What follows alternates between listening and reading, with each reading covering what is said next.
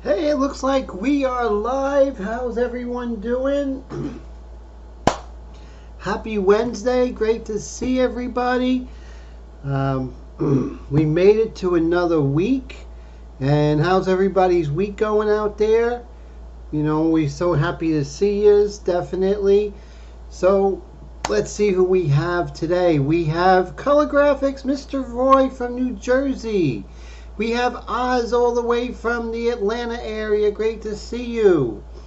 We have Wendy from the Dallas area. I'm so glad you're here. How are you, Wendy? Oh, to get the chat besides the video. Oh, sometimes that's tricky, definitely. Mr. Steve Leahy, all the way from Ohio. Great to see you. And Mr. Steve, tell me, how's the show going in Ohio at the Butler? Did it start yet, or when's that going to begin?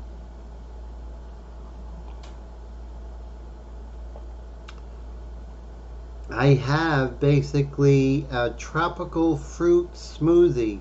Just tropical fruit and water. And it's really good. It's really refreshing. So, trying to be healthy, you know.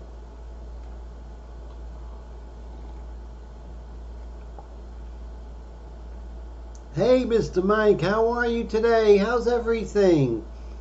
Mike, give me a reminder of where you're from one more time.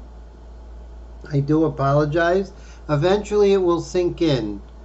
Oh, listen to this. Mr. Steve Leahy has an opening reception June 25th at the Butler. That's exciting. Anyone in the Ohio area, I believe the Butler's in Youngstown.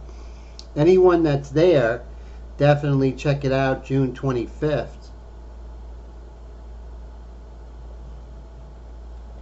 Maryland, now I remember. Thank you, Mike. I appreciate that. Because, yeah, Baltimore area is amazing. So, Roy was in Baltimore not too long ago, right? Or are you going this weekend, sir?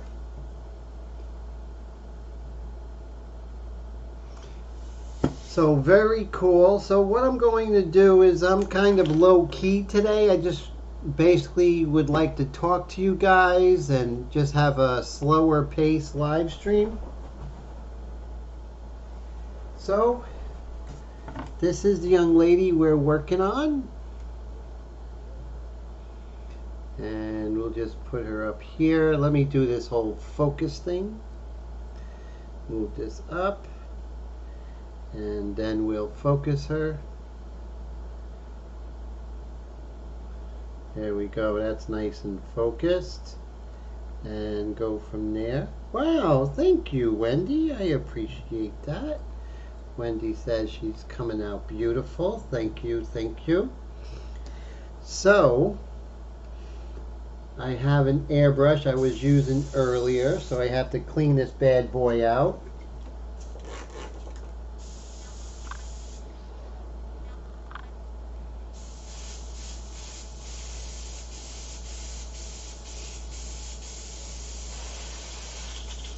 So what I was doing today was a lot of lab work, playing with paints and seeing what they do, playing with transparents and opaques and seeing how they react to one another, and it was really fascinating.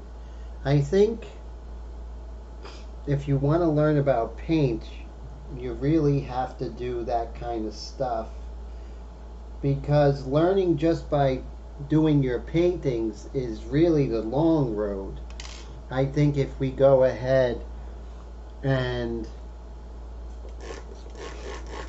learn how to you know, play with the paint and do things and see what it does in a more controlled environment is much better. So today I was playing with transparents and just totally floored by it. And also seeing how transparents were used by the old masters, which is really incredible. Let's see here.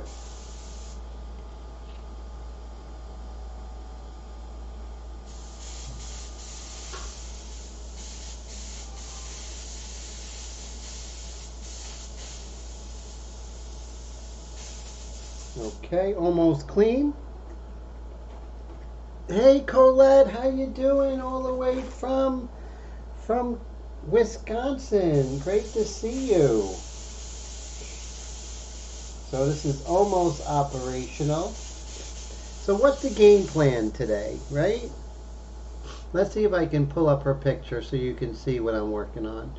Now the picture I have is a little darker than the reference I'm using, but let's see if I can get that image. There we go. So that is a bit darker, but let's see if I can lighten this with effects. I think I can. Let's see. So we are going to raise the brightness. There we go. And let's see if we could.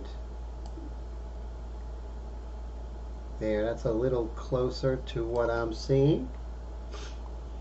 And let's raise the exposure. There you go. That's a little closer to what I'm looking at. Okay, so now you can see what I'm seeing, which is cool. Okay, one more Q-tip and that should be fine.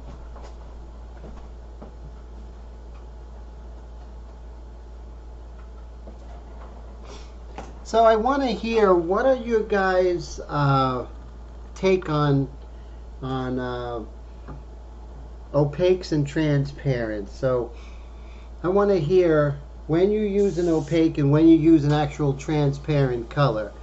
You know, like a transparent color would be, of course, something like alizarin crimson, and an opaque would be something like a Naples yellow or something like that, something that has white in it. I'd love to hear your thoughts and what you feel about it.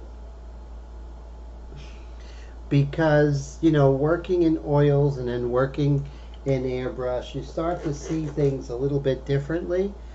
Even all those years of just working in the India ink, you see things differently. So I was kind of coming from the transparent world, and so I started working in oils, and that really changed the way I was thinking. And then going into airbrush, things really changed.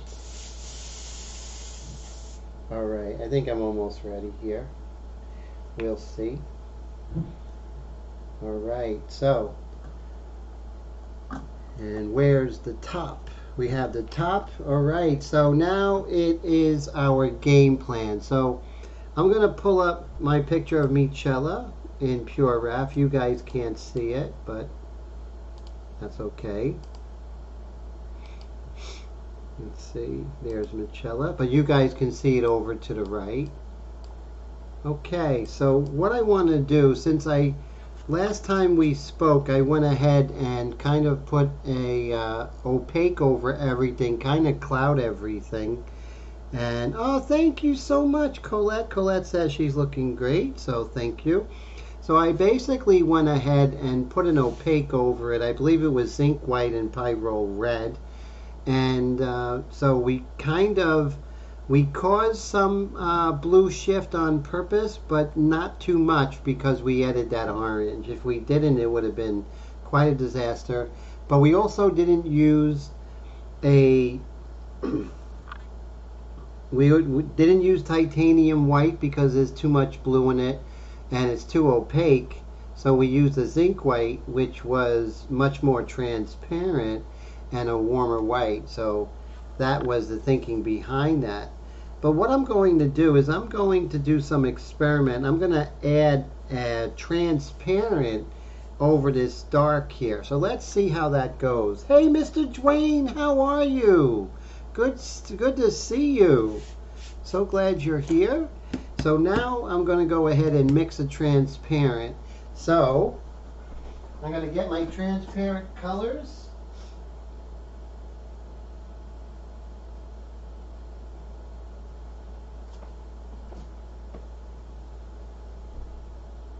Let's see, I just had them here.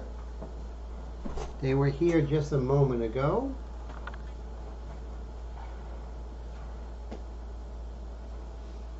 Okay, here are a couple of transparent colors I'm going to use. I'm going to use pyrrole orange. I'm going to use alizarin crimson, and I'm going to use transparent brown iron oxide. Down the line, I'm going to be using transparent yellow iron oxide, and I'm going to get some of those cups.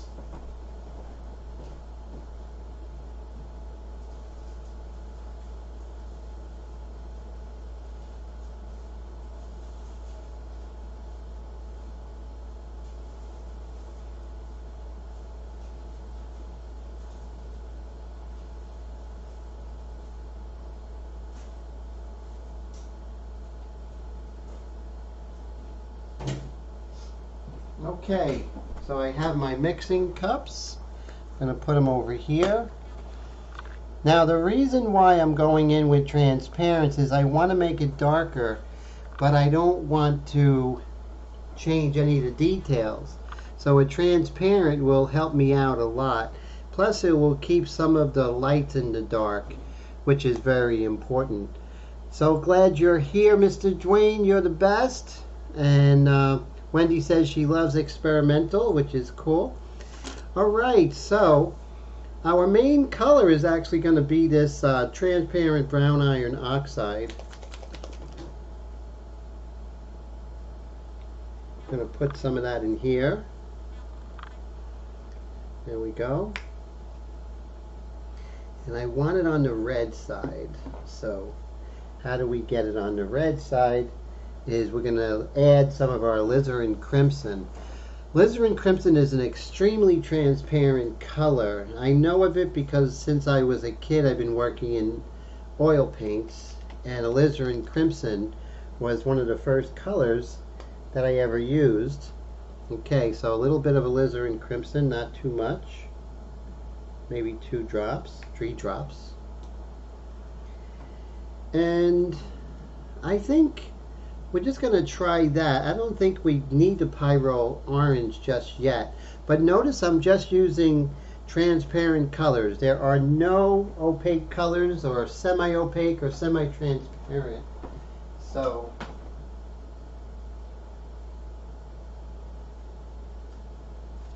we're going to use the Airbrush medium. And we're going to pretty much dilute that nicely. Now there's this other color that you guys are going to find really fascinating. This right here, which is golden high flow, they actually have a shading gray. So in English that just means that it's a transparent black. So we're going to put some transparent black if we need to, but only if we need to. So right now we have this red color. Maybe let's try it without it and see what happens. I'm going to add a little bit of water because the people at Golden said it's okay to.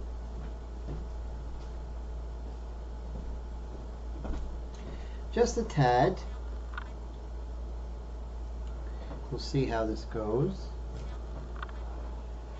So what projects are you guys working on? See, it's very red. If I ever wanted to go ahead and kind of calm that down, I would only calm that down with a transparent at this point because I'm adding a transparent, right? So I'm in transparent mode. So think about that. So there's a wicked cast shadow caused by my paints. There we go.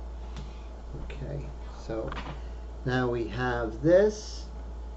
And we're going to add this here. We're going to see how it goes. As Mr. Leahy says, what could go wrong, right? So I'm going to test it out over here as I blow everything across the table.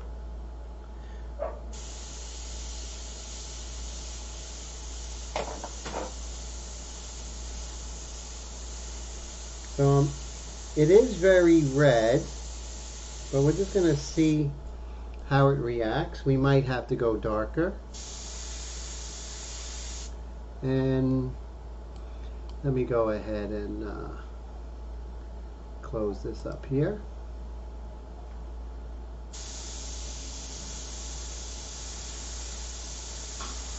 So what I'm doing is just bringing some life to this shadow here on the side of her face. And So Mike says he's still trying to figure out paint. He needs to figure out how to make a white body line on a painting he's working on. Oh, interesting. And Dwayne says he has a bunch of golden high flow that were given to him, never really used them much. You're going to enjoy this, definitely. Mr. Leahy says, hold my beer. Let's see, do I need my glasses? Of course I do. Let me just move this over here. So I'm glad I didn't add any darker color, meaning darker color, which is just a transparent that reacts to it. And I was going to use, I think it was going to be a phthalo green I was going to use. Let's see. So right here, we're just going to darken. And see how we're darkening, but we're still using color.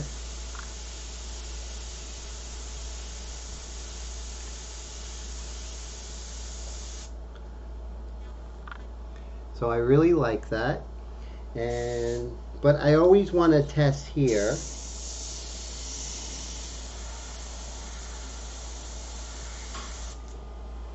Alright, so I'm thinking right over here underneath her nose, but this airbrush is not working 100%. Let's see. I'm going to lower that air pressure dramatically.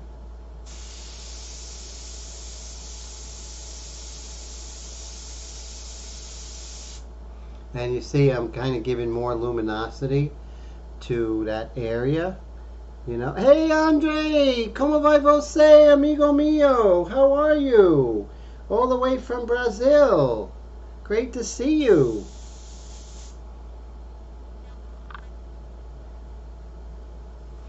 So now I'm kind of liking this transparent here, kind of adding some life to those shadows. And let's see where else can I do that.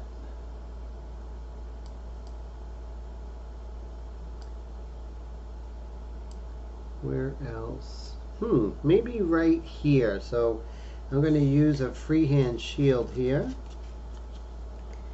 And it's going to do that whole perpendicular and not parallel thing. Just really nice. So using some of these transparent colors.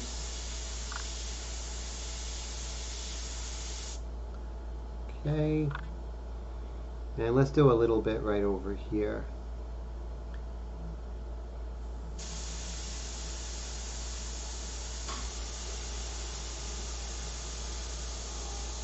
Now if I'm further away, I'm actually going to affect the color even less, because less of the actual pigment is going to be hitting the surface. So I'm going to be further away here where it's lighter, and just work that a little bit better. Mr. Brad, how are you today? Good to see you. Hey, Mike DeLoach, how are you? It's great to see you. Oh, everything seems okay, my friend. Like I said, I'm using these really thin transparents at the time, but it might be from what I was using before. I was using opaques before, Mr. Mike.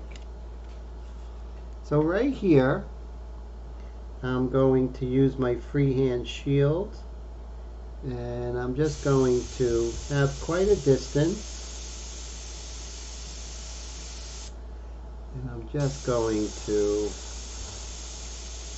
kiss her cheek just like that, kind of bring some nice life to that area. And so Brad, great to see you from Manitoba. Great to see Mike DeLoach from the Atlanta area. You guys are great. So glad you're here. And have you guys seen Andre's art? It's just amazing. He's doing some really great stuff. Again, I'm going to be a great distance here. There we go.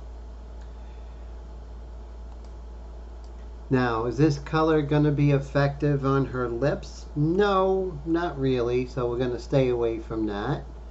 And let's see what else we can do. What about her arm? Yeah, we definitely can right along this edge here.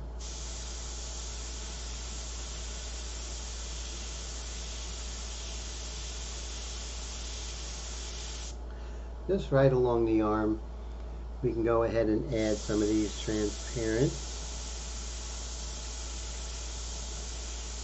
Now, though these transparent I'm doing are over opaque color, so that's why we're getting kind of this interesting look. So very, very cool.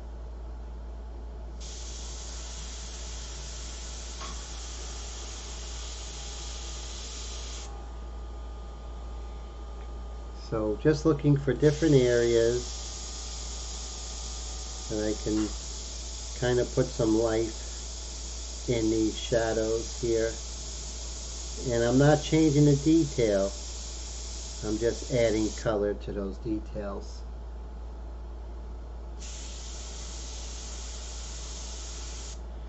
See if I could cover this up.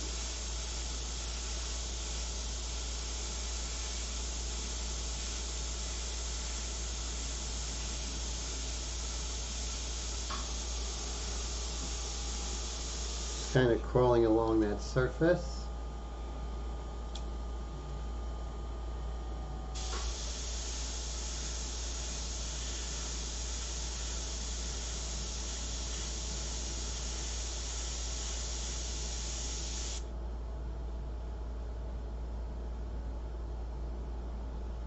Let's see.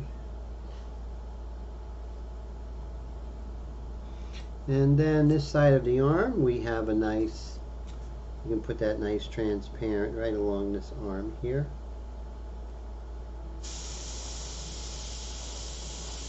I'm about 6 inches away. See if I could move that up here.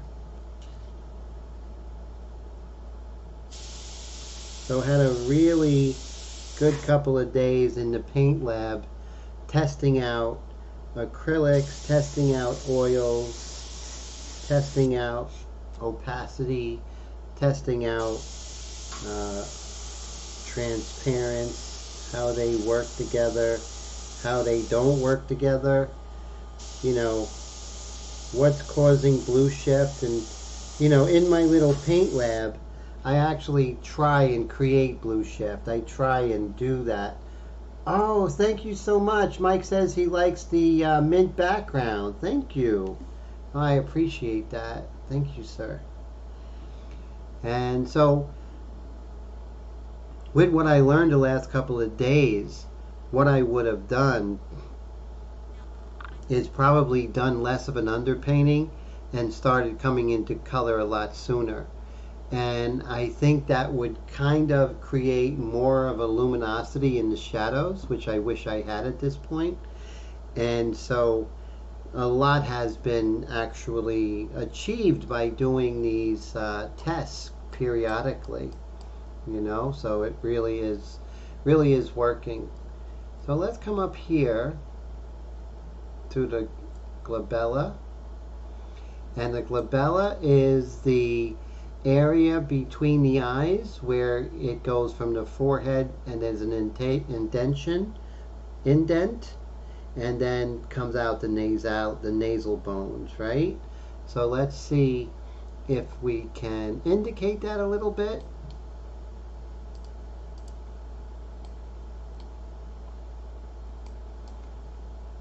It is already indicated, but I'm just going to add a little bit of this transparent brown iron oxide there.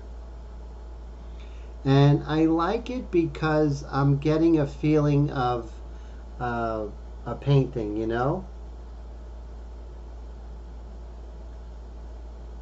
Oh, cool. Oh, that's great of you, Mr. Steve. Yeah, Steve's a very gracious guy, definitely. Really loved your live stream today, Steve, of the old Harley. Wow, that was really nice, have to say. Really enjoyed it.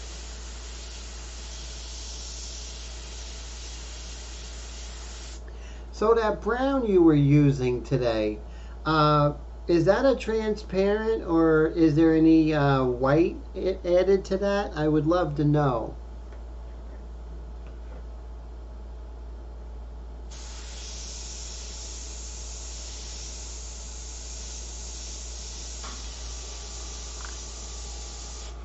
So, okay, so I think we added a lot of life to uh, her forehead area and these shadows. Maybe right here I could add a little bit.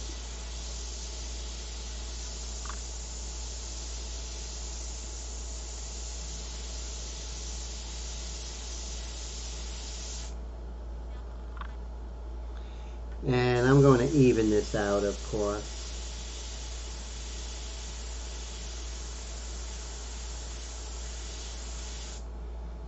See right here, I'm just going to fix that. No worries.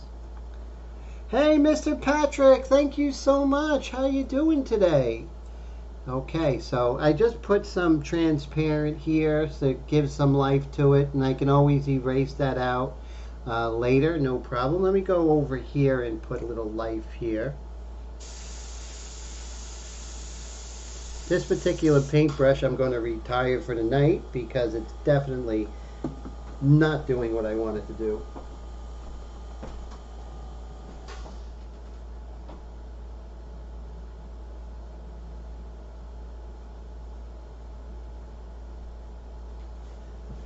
So first I turn off the valve, and then I'm going to bring in the other airbrush.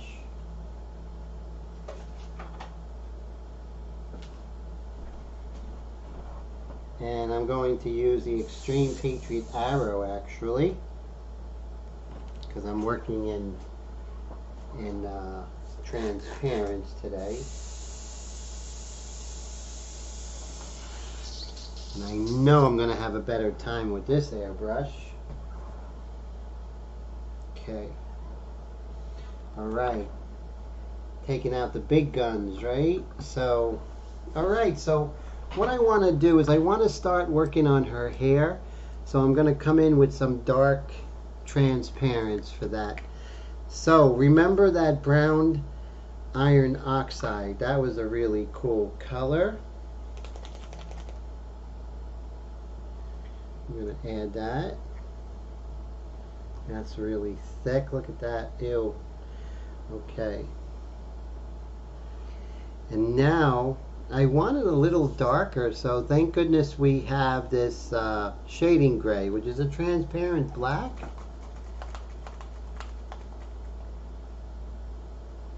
Oh, so Steve says, has Ken shared any pics of the new Badger facility? I just saw his tour. Yeah, he hasn't shown a new one yet.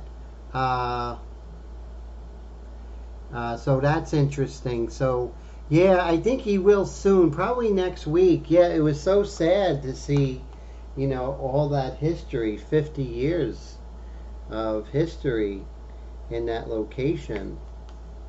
I've only been airbrushing for about 10, so, you know, it's like a lot more history than I know anything about. I'm going to add a little more of this here.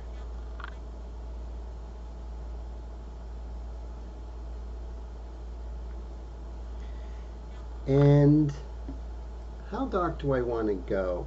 I think this is fine. Let me add some airbrush medium to that. Airbrush medium is like the 1050, Steve. It's just colorless paint. So it kind of extends it. It does extend it. But it doesn't release the pigments. The pigments don't get dispersed. So I like this for her hair. So I want a little bit thinner, so I am going to be adding some water. There we go. Let's mix this really well. put this in my Extreme Patriot Arrow, which I know is going to work beautifully.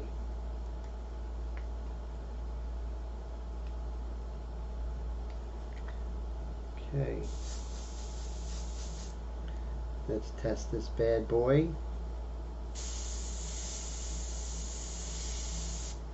Okay, so now what I'm going to do is I'm going to start working on her hair here.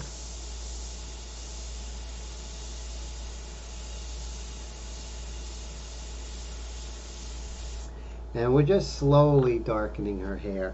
And I'm going to do another layer. So, you know, it's just a back and forth. You know, it's working with opaques and going in with some transparents.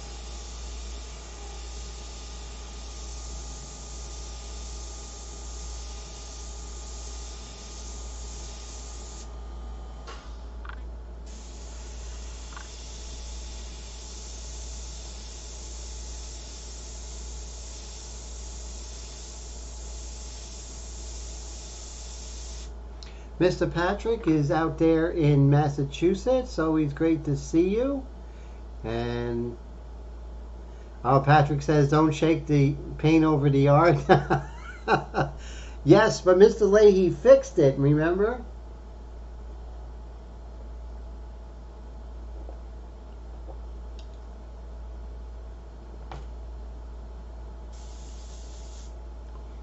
So I'm going to go with this darker color, and then I'm going to go even darker later.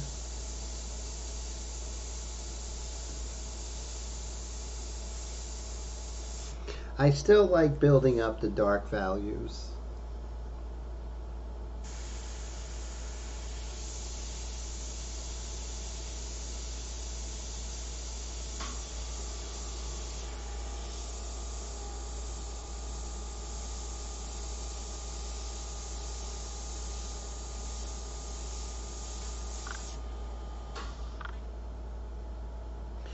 Then she has more hair up here. So I'm going to make that happen. Let me raise the air pressure up a little bit on the pack valve.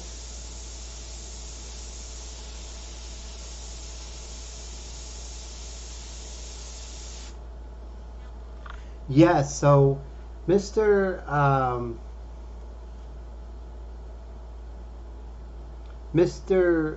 Mike Deloach made a good point, is that's always important to strain the paint. So I'm waiting for the materials come because I'm doing the paint straining method of Mr. Scott McKay. So I'm just ordering those products. When that comes, I'm going to be using, you know, his cigar mesh or pipe mesh or something like that. That seems to be the best solution I've seen out there. But yes, it's very important to strain the paint. And you see I'm going darker, but I'm not as dark as I want to go.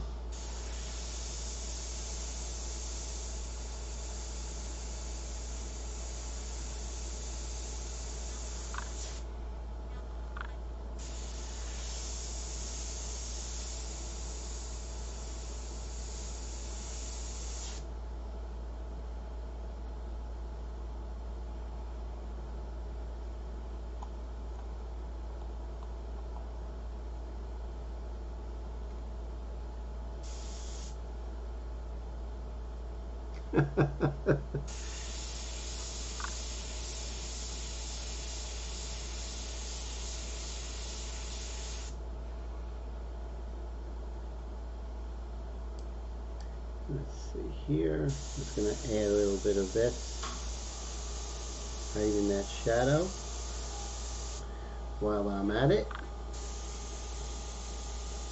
Maybe right over here. Take some of that darker color.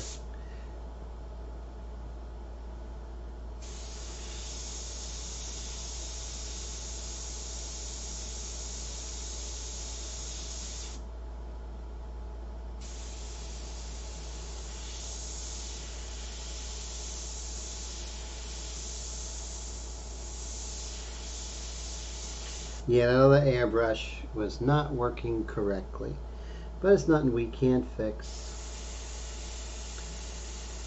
Happy accidents, right?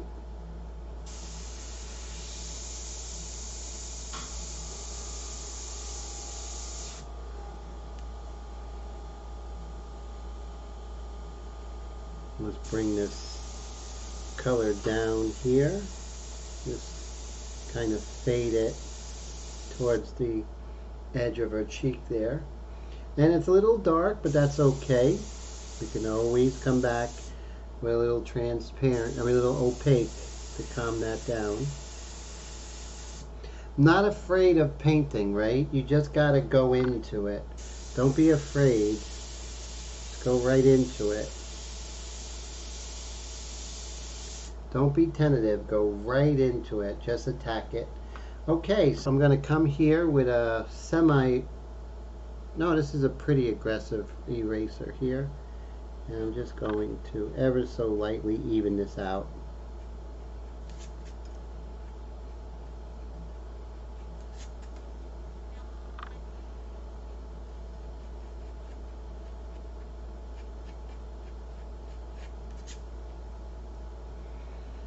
And right here, this is fine. I'm happy with that. This right here got a little dark, but we're going to wait on that because it might fall into place, right? So we're just going to hold our horses a little bit. Okay, so right here, I'm just going to set up for a nice transparent brown in her eyes. We'll see how it goes.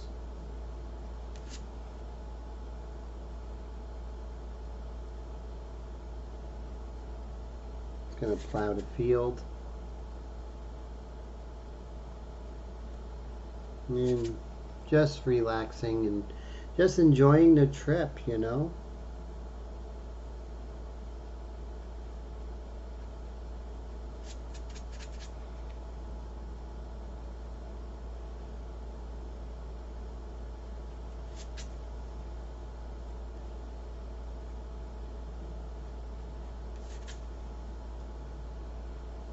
And now it's okay to use some erasing techniques here and there. There are no rules here.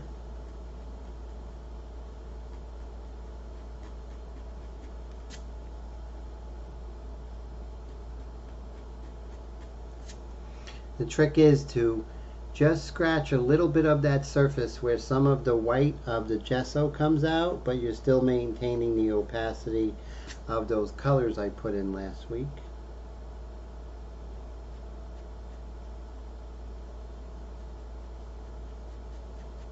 Just ever so slightly.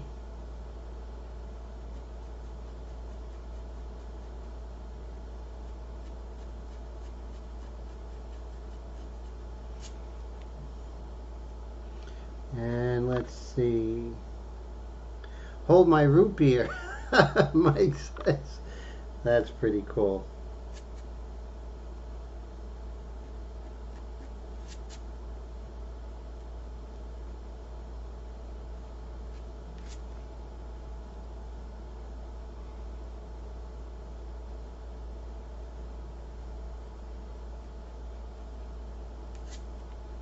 Notice how I'm not erasing into the transparency except this one area where the airbrush was not behaving. But I like the light that's in this shadow here and over here as well.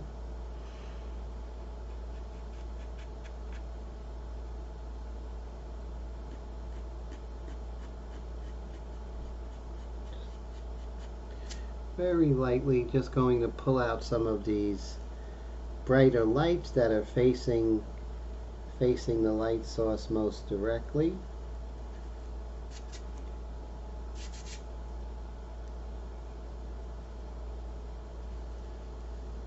Like I said, there's no rules here. Whatever works. So this is an aggressive typewriter eraser.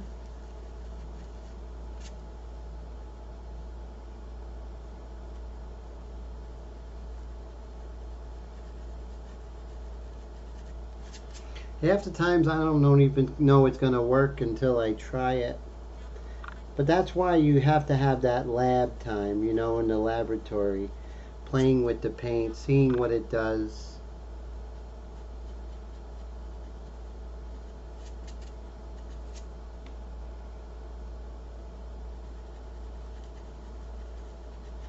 Once again, I'm not looking to make it look like her. That's not my intent. It will, but my intent is to worry about the anatomy. Right here you have the orbital ridge. So we're going to see if we can achieve that with erasing. And I'll go back to the hair momentarily.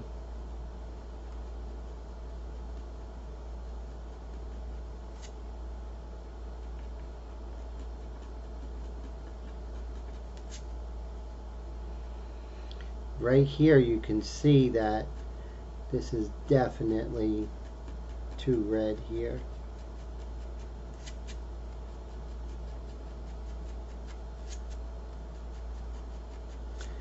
Now in the event, now let's go ahead and do a little experiment, right? So I'm going to take that red, I'm going to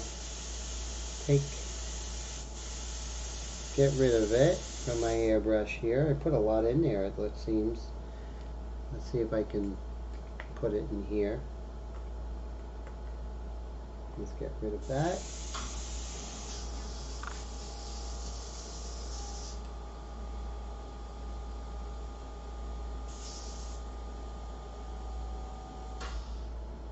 I'm going to get a different airbrush, and we're going to start with going back with the opaques and kind of work back into this, because I don't like what the transparents did. So, and I don't want to use that other airbrush that that has the dark and then trying to use the other color. It just would be a disaster. So I'm going to get another airbrush. Which airbrush it is, we don't know.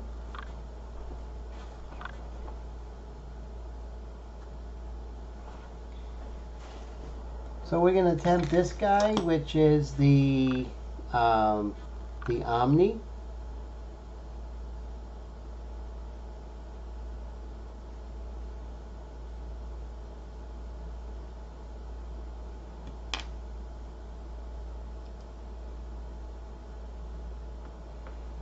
See how this goes.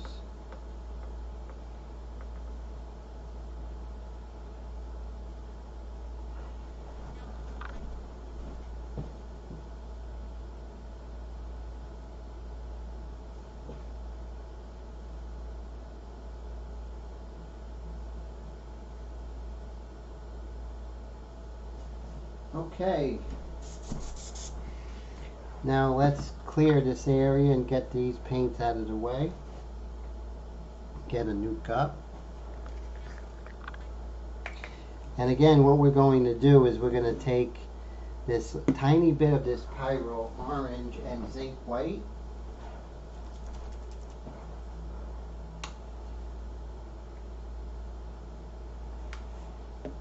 And just a tiny bit of this pyro orange, to the point where we're just going to pull it from a Q-tip. I'll show you how I do it. You just take a tiny bit, and this way you're in control, because one drop may be way too much.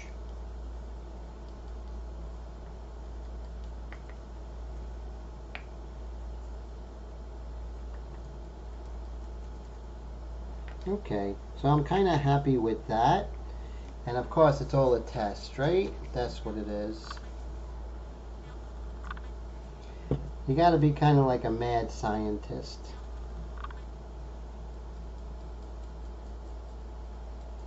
This may be too orangey, I don't know, but we can always try it. That's all we can do. And I have my Omni 4000. Not to get mistaken with Mystery Science Theater 4000.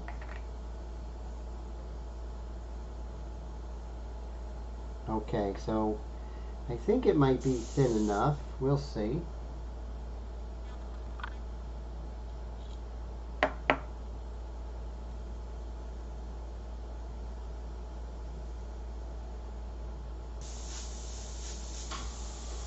Lower that air pressure.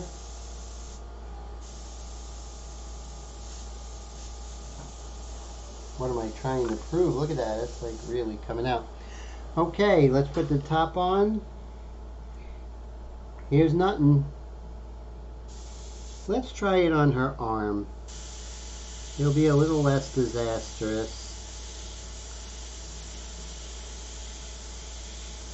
So I'm looking at the light. Is it on the orange side? I think it's okay. So I want to calm down some of this crazy transparent that I did a little earlier. So I'm just going to come here.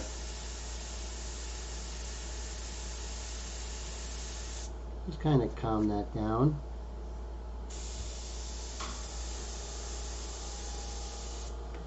Then I'm going to be looking at the model here.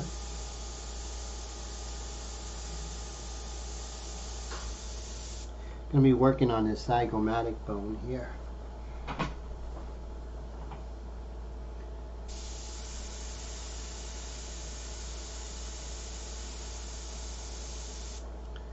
And see, the thing is, when you're working, there are times where, since you have so much acrylic on the surface, you can just wipe it off at this point.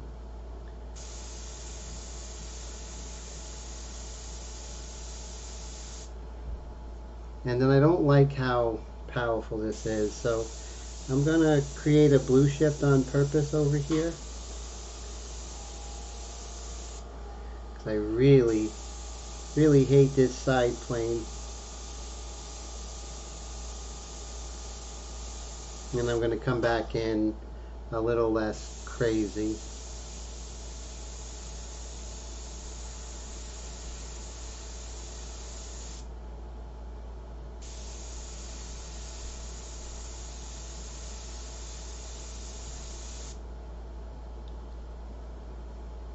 Oh, Mystery Science Theater 3000. So cool.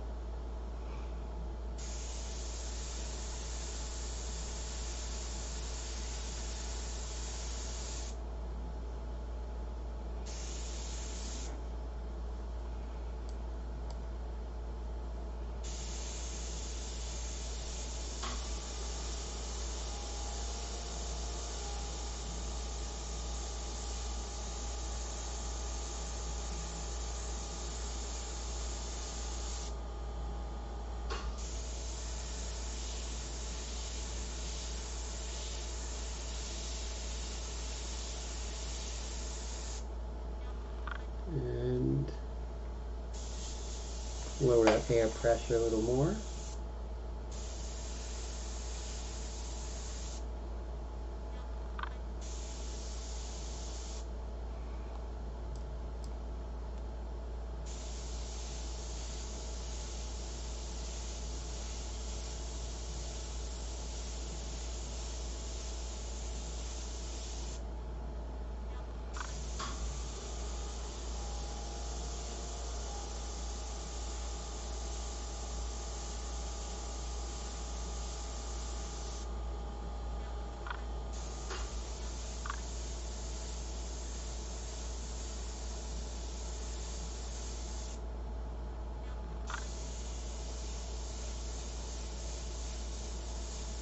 Now what I'm doing is, if I'm going in with this very thin kind of zinc white, is I can come in with a thicker white now, because now I'm kind of getting rid of the future blue shifts.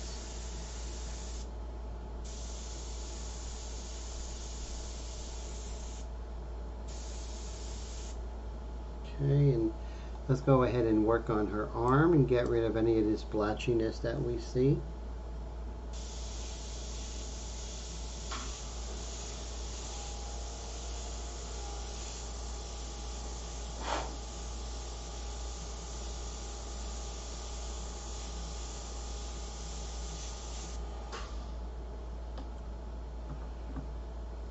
Mr. Todd, how are you? Great to see you, sir.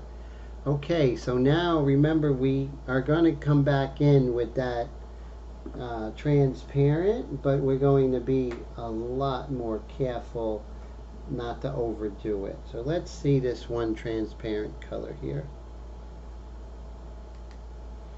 And I have this in the extreme Patriot arrow.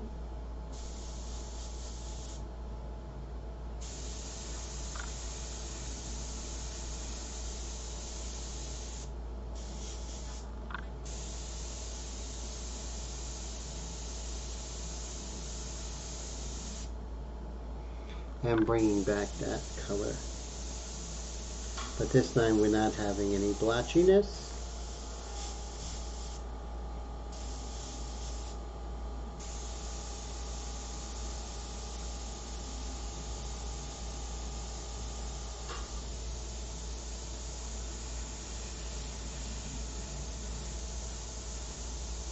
So that's a great thing about, working this way, is that if you make a mistake, you can go over it with an opaque and kind of calm it down and then bring it back. So it's really cool how that works.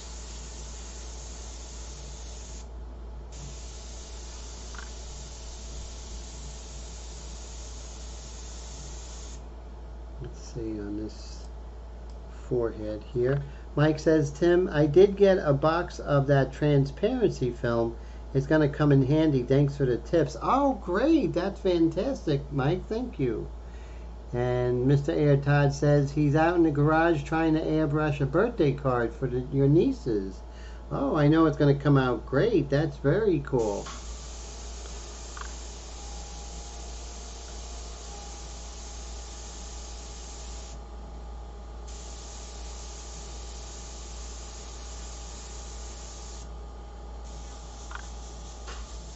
Okay, so now we're going to come in and do a transparent brown on her eyes. Let's see how it goes, right? What's the worst that could happen? So, I'm going to go ahead and clean out my extreme Patriot arrow.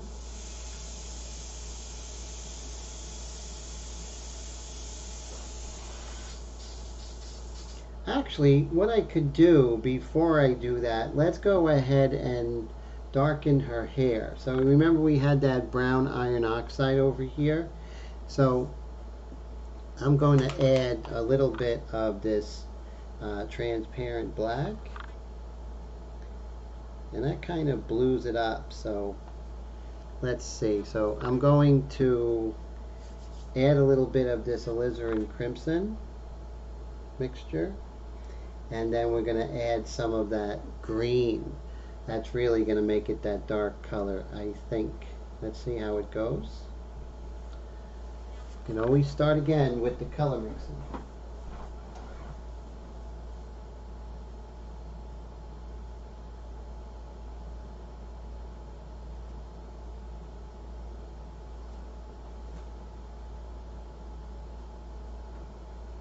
So looking for that color.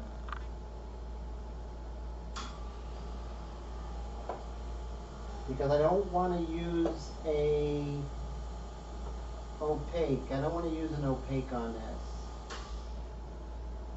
So I'm looking for a good green.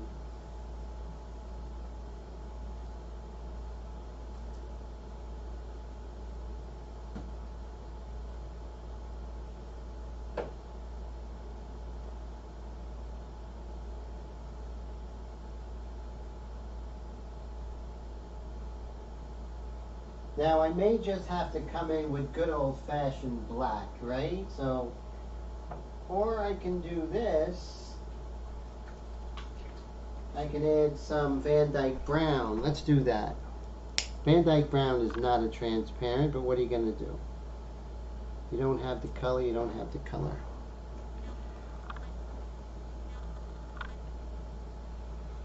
Okay, and then we're going to add some good old-fashioned black.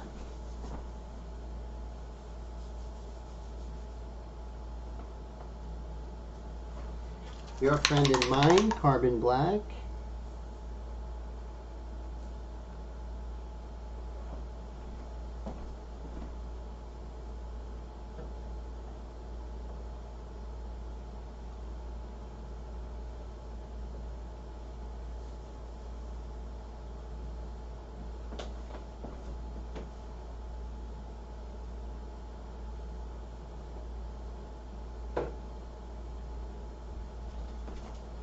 Well, we got some bone black. That works good.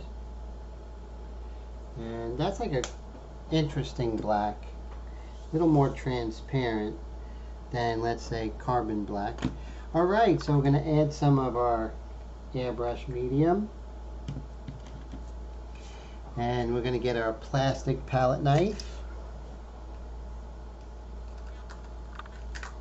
And get this really nice dark color. Because the dark of her hair is not black, but it's a dark color. So that's nice and thin.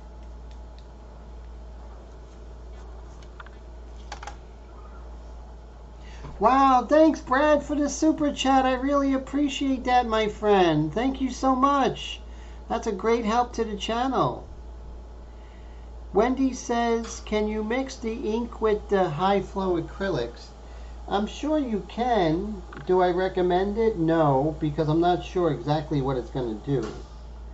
Not only right away, but in the long run. So I probably, if I want the work to be, you know, around for a long time, I probably wouldn't do that, Wendy. It's a great question, but conservation-wise, it may not be the best idea.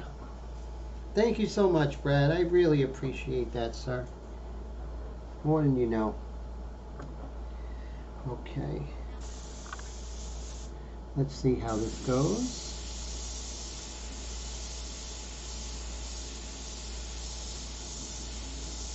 I'm going to add this dark here.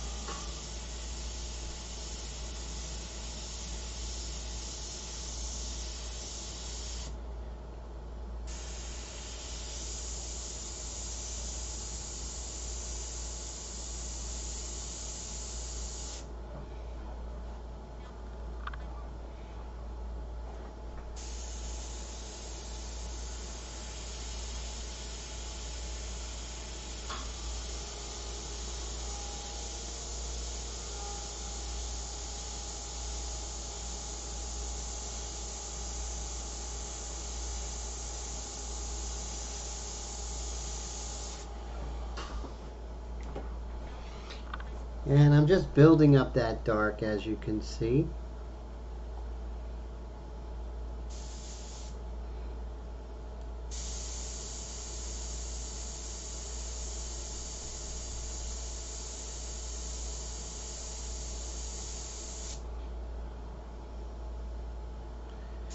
Let's work on her eye a little bit.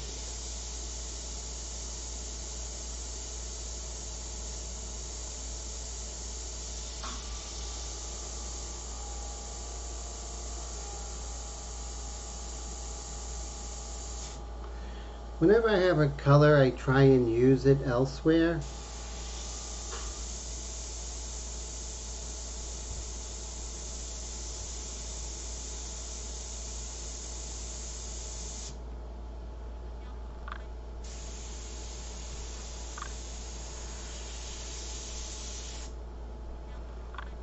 Patrick says, you sound like the Rocket Master when I ask Pyro questions.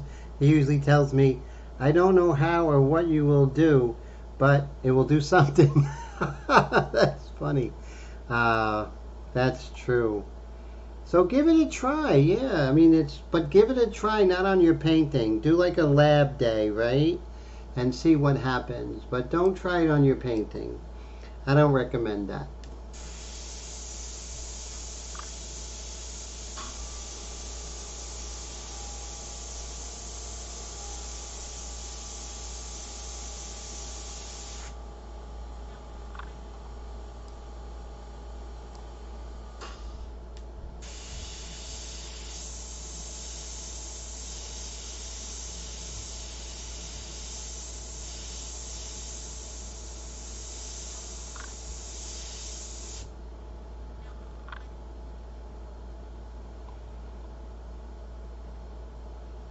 So right here you see this eye that it's light. That's because I erased it and kind of set it up for working with that transparent brown. So that's okay. I don't mind that. It's where you're going that's more important than where you are. At least that's my story, and I'm sticking to it.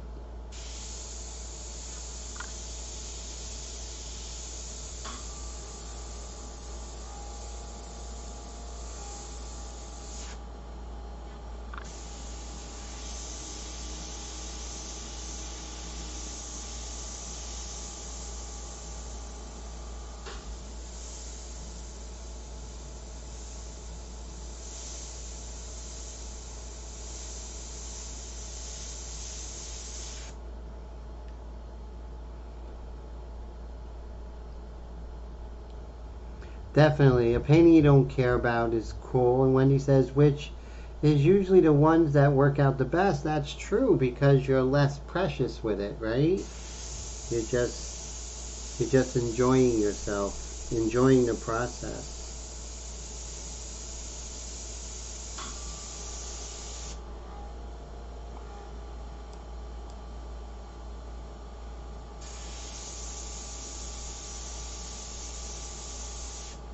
Make sure there's no tip dry.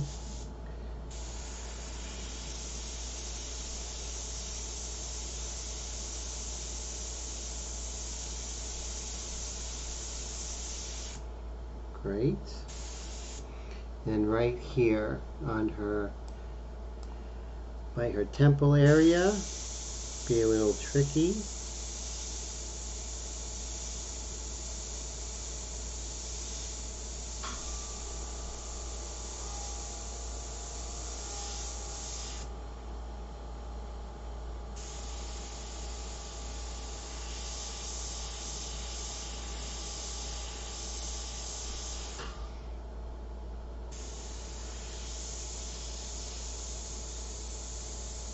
And of course we're going to come darker with this as well, but right now we're okay with what we are doing right now.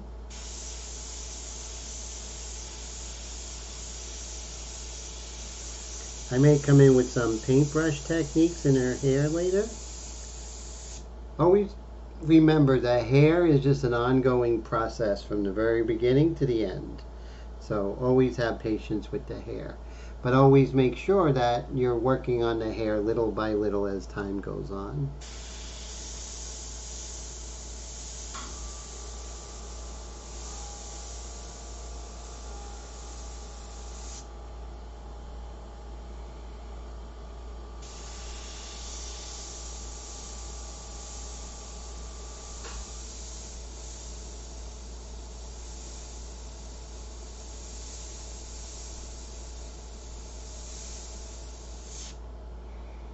Hairs coming out there. Let's see what else we can do. Let's work on the pupils on both eyes here again.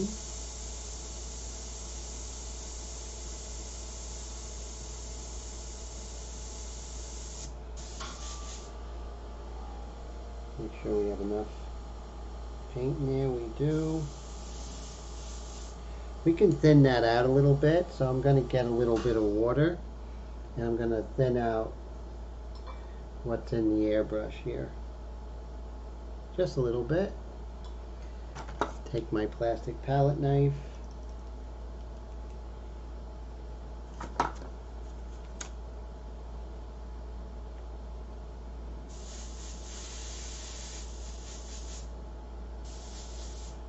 Okay. I think we have better flow now. Let's see.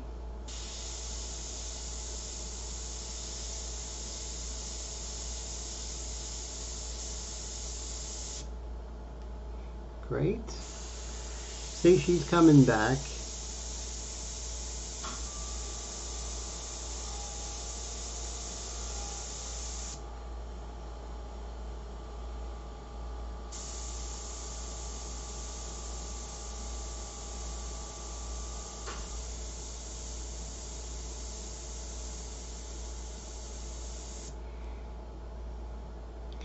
And let's bring this over here.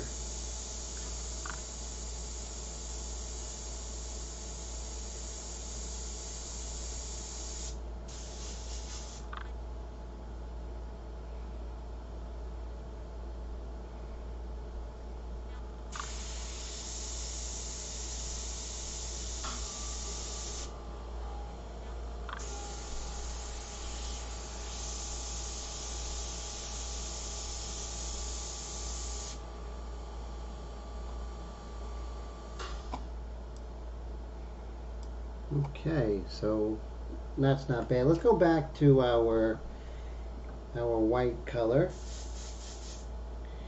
And let's see if we can calm down some areas some more.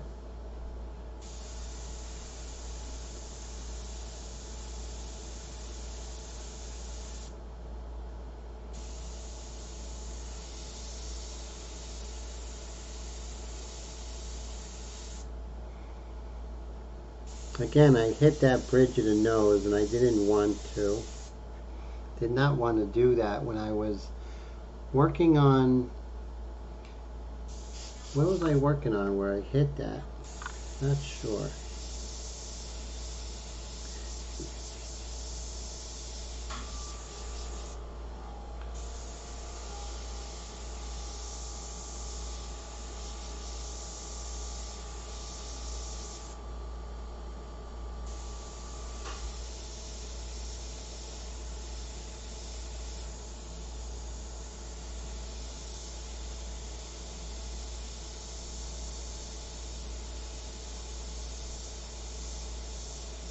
Just like when we're working in the India ink and the Canson paper, it looks like nothing's happening. That's when you just got to stop and wait for it to dry and then go from there.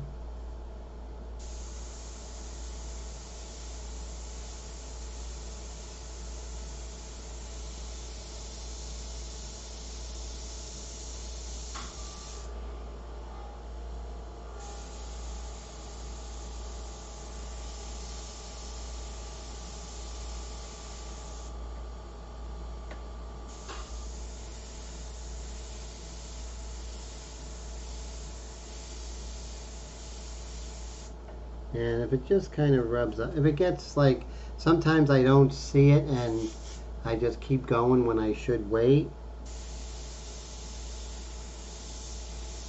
I'm just going to let that catch up. But you see, that's what I wanted to do. I wanted to get rid of that pink color on the bridge of her nose. That's all cartilage, so you wouldn't see too much pink up here. Down here at the base of the nose, maybe, but definitely not on the bridge or the cartilage.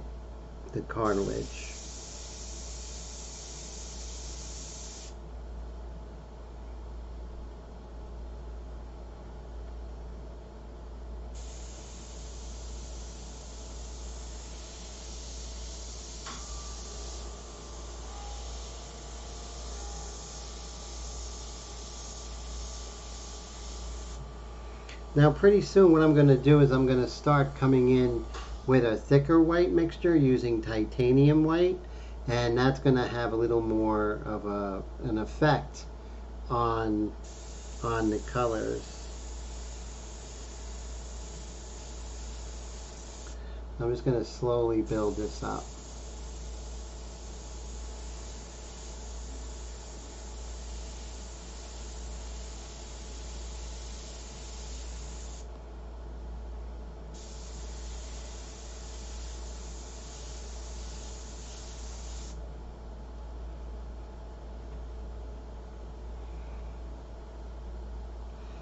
Now right here is interesting.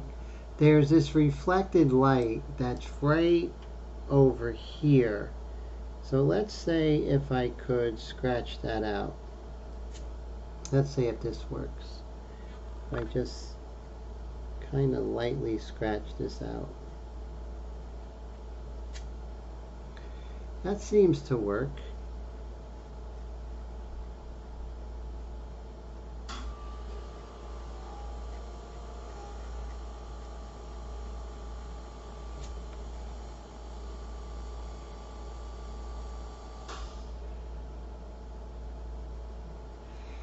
I'm going to try something different. So what I want to do is I'm actually going to try using colored pencils in this area. And I did that with an older painting, and that worked out really well. Like I said, there's no rules here, right? Anything goes. Now the only thing I have to do is find said colored pencils, and I should be all right.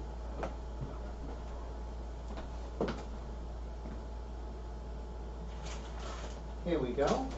So I have these set of Prismacolor pencils from 1,000 years ago. And looking at her eyes, it is like a burnt sienna. Let's see how this goes. And let's see if this pencil sharpener works. Actually, let's try this pencil sharpener over here.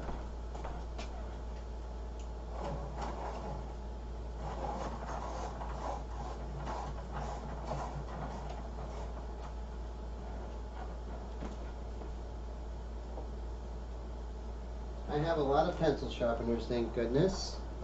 One of these should work.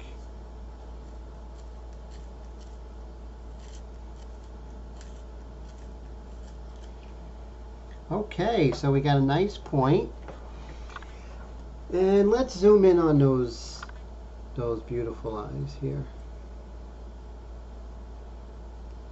Okay.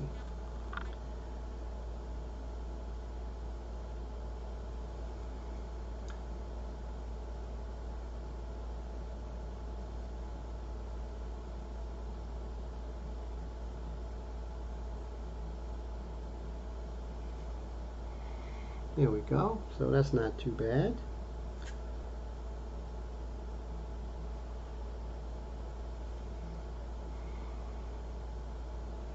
And let's go on to the other eye. So now we have this. So now let's see if we could do the same for the trim around the iris. Let's see how this goes.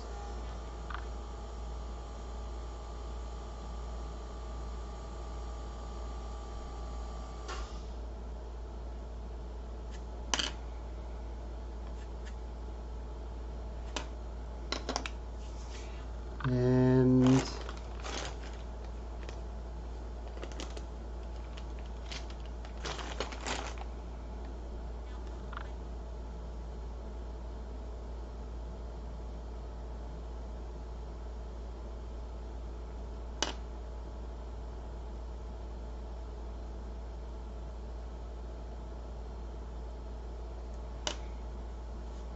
let's move on over to the other eye.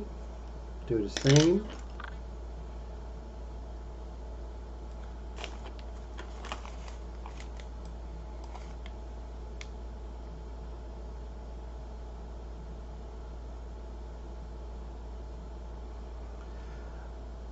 Could I use pastels? I think so, but the thing is you wouldn't be able to use a varnish at the end with pastels, but you can do it with colored pencils.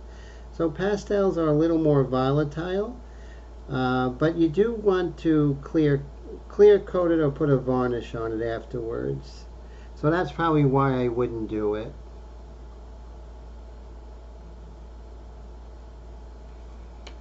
And we can come in with that dark color.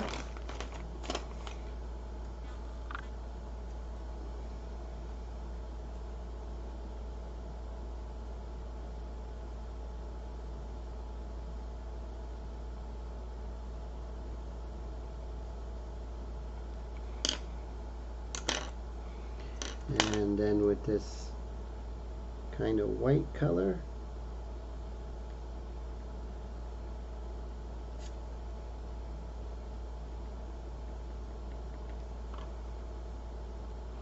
So first I'll try it with this white here. And then this over here. See how it works?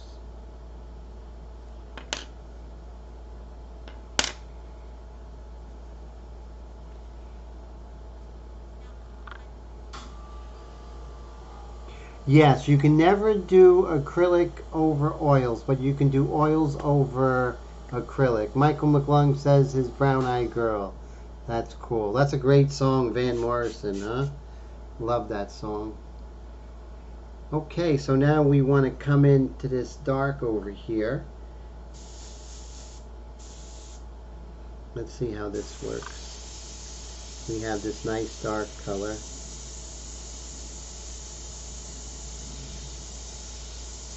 I'm going to darken up the hair a little bit more.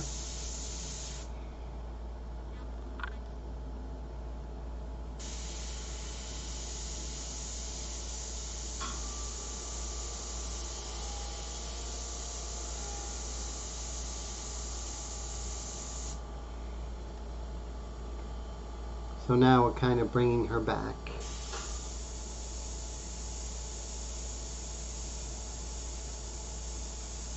That's what happens to me when I'm working in airbrush and color. It looks like she's gone, and then I bring her back. And I do that several times a painting.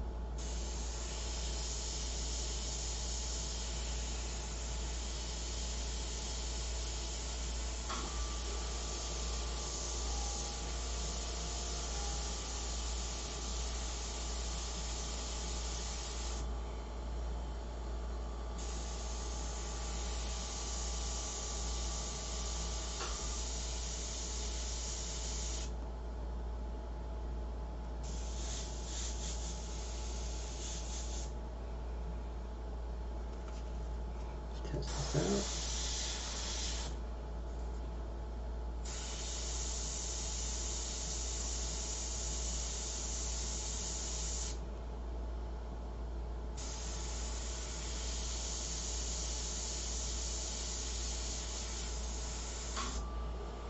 And right here, the white of her eye on this side is pretty dark. So I'm just going to show that.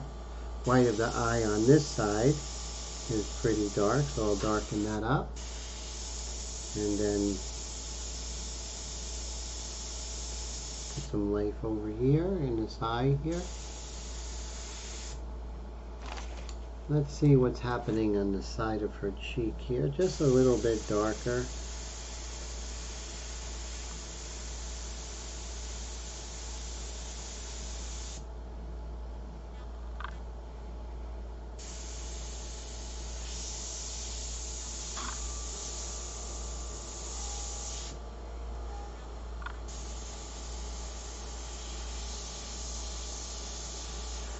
Okay, so now let's do some paintbrush techniques. That's pretty cool. Michael says, is that pastel pencil you're using? No, colored pencil, and just maybe about 5% of the painting usually, just for little areas like that. Most of it I try to do maybe 75%, 75 to 80% airbrush, and then the rest is just everything else. But pastel and airbrush don't go together in the sense that if you're doing an airbrush painting, pastel is going to kind of shift things for you. And like I said earlier, you won't be able to go ahead and varnish it later. So that alone is a good reason to stay away from it. Because when you're working on a piece like this, you'll notice that there's going to be areas that are more glossy than others. So if you work in pastel, you're going to have that disparity. But you want to go ahead and only use a little bit of colored pencil, so this way you can still do a nice varnish to give it a nice gloss or matte finish. It just makes the painting, A, it makes the painting look better, B, it protects the painting from dust and UV rays, 3, your painting's going to be around a while. So those are the main reasons why. So that's very important there, Mike, you know. But I'm a pastel painter and I would love to. And like I said, there are no set rules. But that's one of the things that... so what I'm going to do is I'm going to pull out a palette and I'm going to start working in some paintbrush techniques, right? So let's do that together. That's going to be fun. That's what she said. Let's see.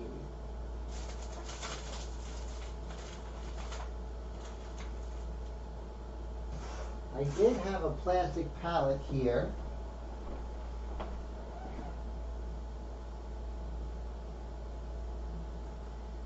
But what I'm going to do is just use an old canvas like so.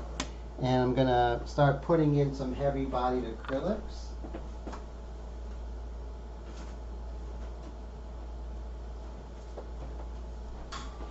Here's some raw umber. Ooh, this is old. Ooh, that gets thrown out. So much for that. But that's actually about, I don't know, maybe, I would say probably a good 15 years old. So here we have some Naples yellow. Now these are with golden open acrylics. They have the same DNA, so we can work together with the high flow and the fluid acrylics.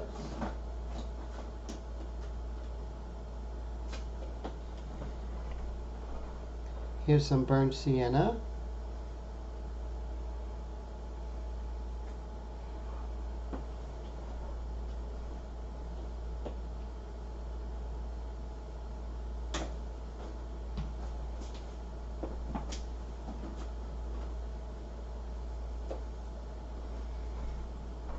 Here's some titanium white.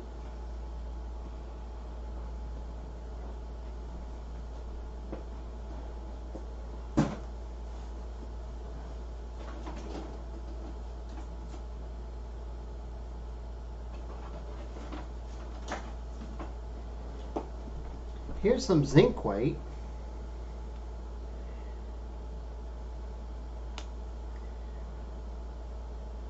Like I said, zinc white is a more transparent white.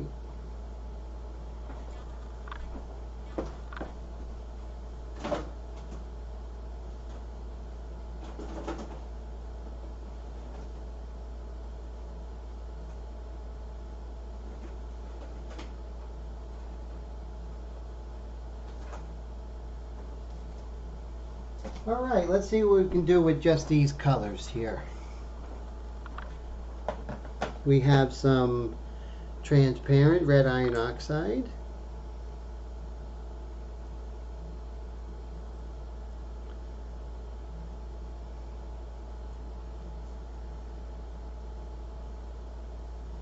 And we have a little bit of alizarin crimson.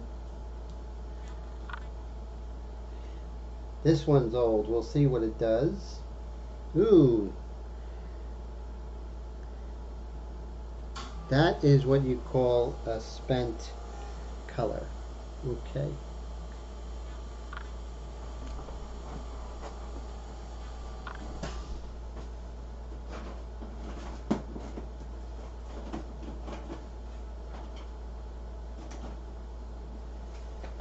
Oh, here's a good color, naphthol red medium.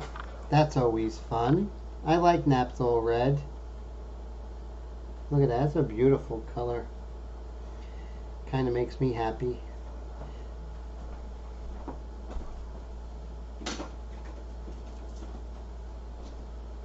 Bone black. Made from real bones.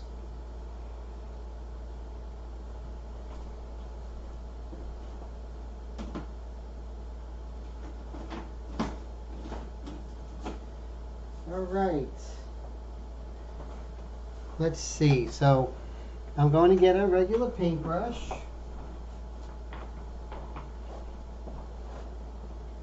couple of paintbrushes here.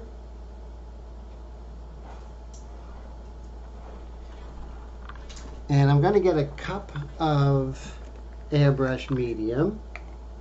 Because like I said, all of this is the same DNA. So no blues, we might get to that, definitely. The opens are fun, definitely. So the first thing I'm going to do is let's do the color of her hair, right? So let's see. So we're going to go here, mix some of this, a little bit of that.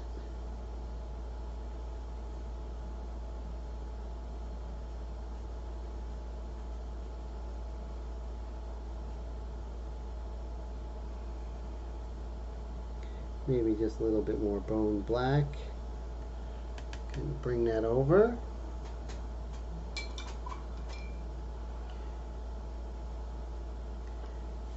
And let's go to town. See if we can bring this color down here.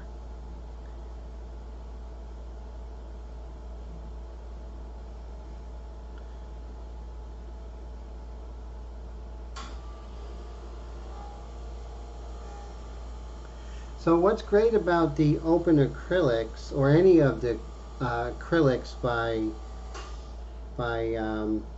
this company, Golden, is that they all work together, which is really amazing. Oh, did I do the eyelashes? No, I did them earlier. Like I think last week I worked on them, but really not until the end.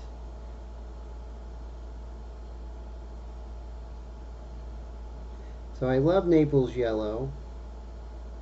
Those who know me know I love Naples yellow.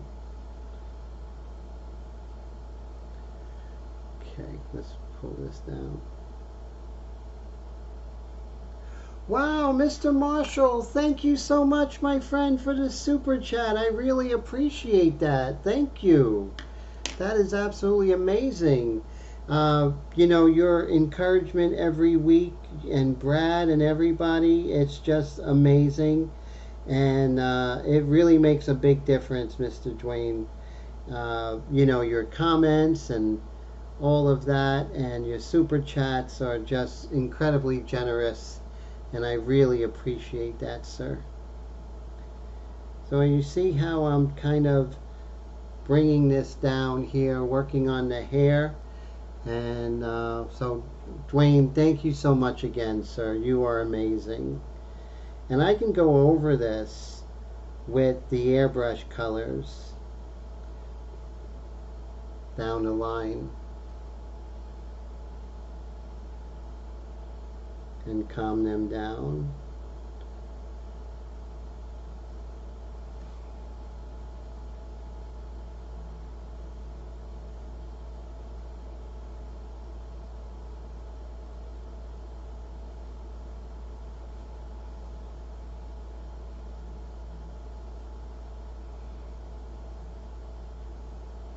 Dwayne, thank you again. That is so great. Thank you, Brad, as well.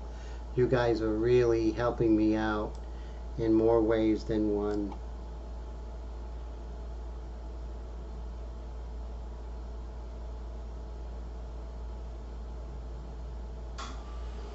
Maybe it's a little more on the yellow side.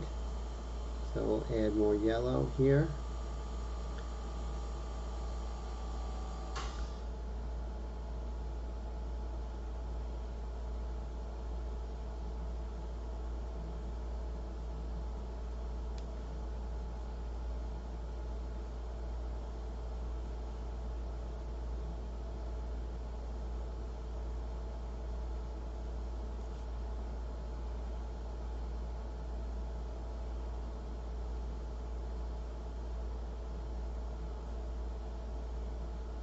And you'll see how I'm going to assimilate this later with the airbrush.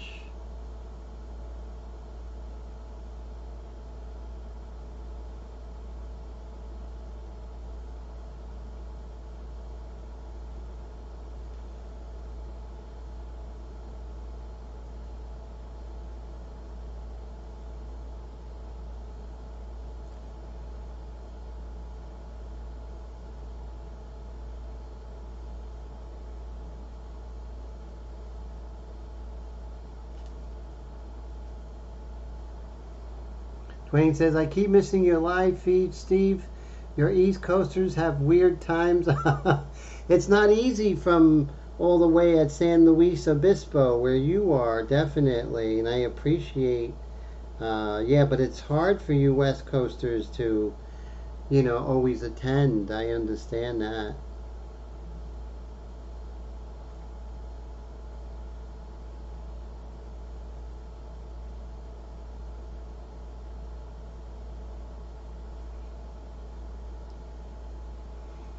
So now I can look at her hair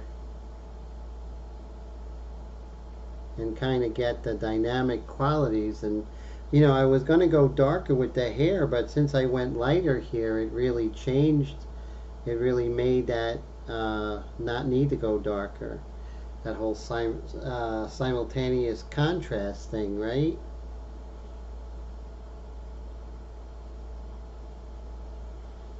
And like Steve does, a lot of times the brush work will set up more airbrush work, that kind of thing.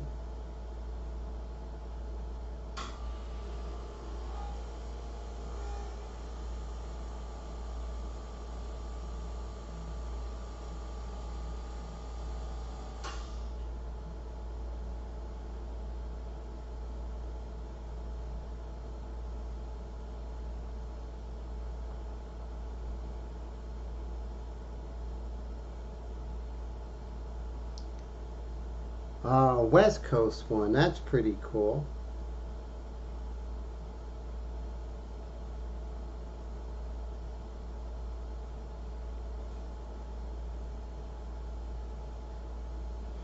So I like that. I like the way that's looking actually. And I'm not going to do much more. That's just to establish some of the hairs there. Get some of that character. So with acrylic, you got to make sure that you don't let the acrylic dry on your brush. That would be really the kiss of death. So don't let that happen.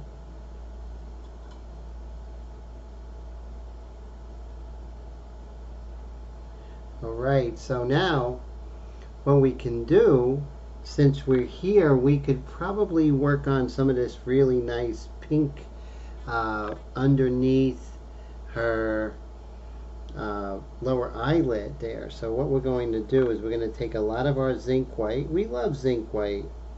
I'm going to get a t-shirt. I love zinc white.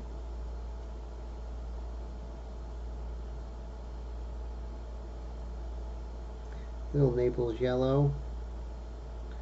A lot more zinc white. A lot more zinc white. Let's do this. Okay. So now we're going to work on right underneath her eyelid there. Let's zoom in, shall we? Let's take a look. Now, of course, what I'm going to do is I'm going to darken it with the airbrush, but I want to get that shape first.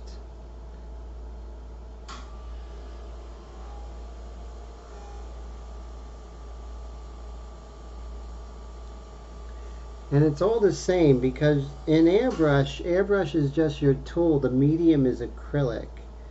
So whatever you use to get the acrylic onto the surface, it's fair game. Now, of course, using the colored pencil, that you go into the realm of mixed media. So I do understand any reservations of that. But this is just basically the same medium.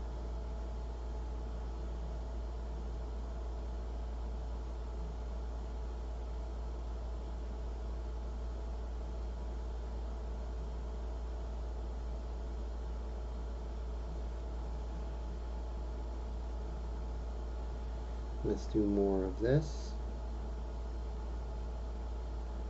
on this side.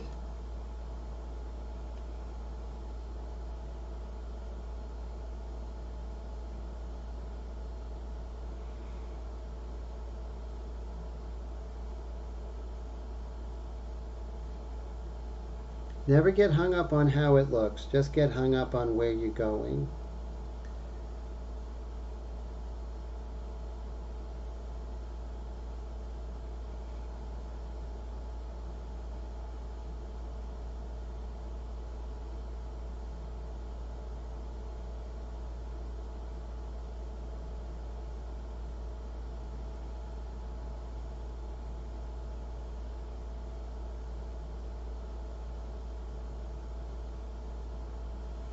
Okay, so we have this zinc white. It's a nice white, and maybe we could use it.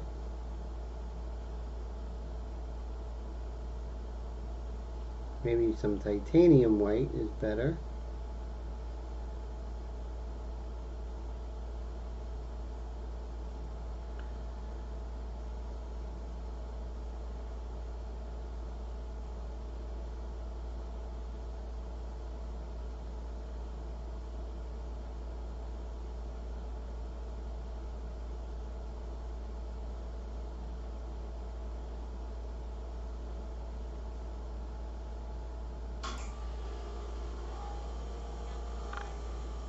Yeah, the Tech Tuesdays are really amazing.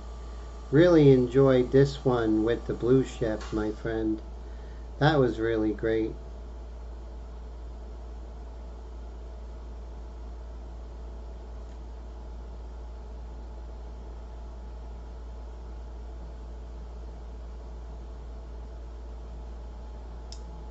Going over this one.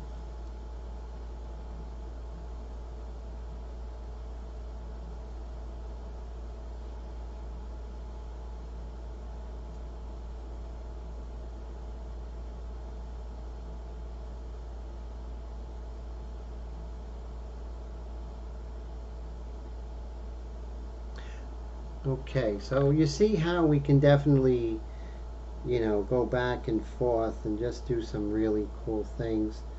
There's this fine line right here. Probably going to use the titanium white for that.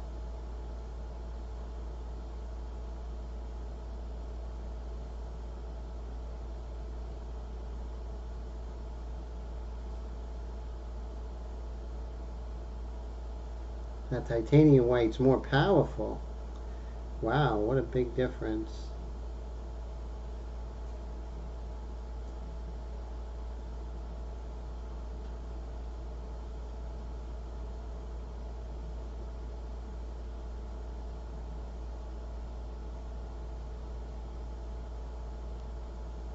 A little bit of light there.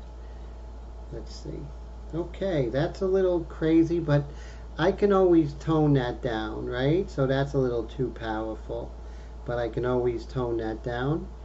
So right here, I could start with some of these highlights right here. And I definitely want the zinc white for that.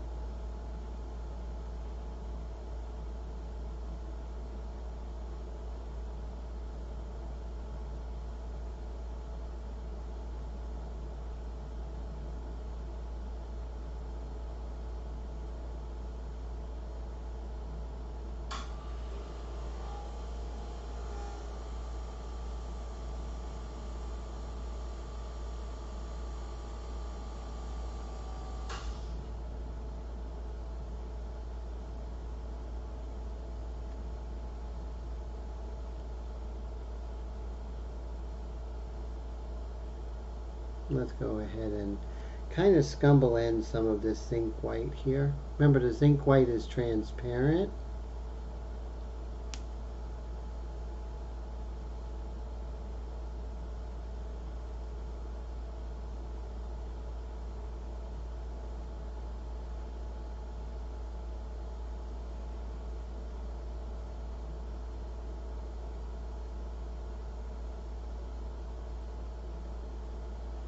So this is called scumbling, which is basically just scumbling the white, which is wet, onto the dry surface. So you get a different kind of feel to it. So here's my oil painting skills coming out.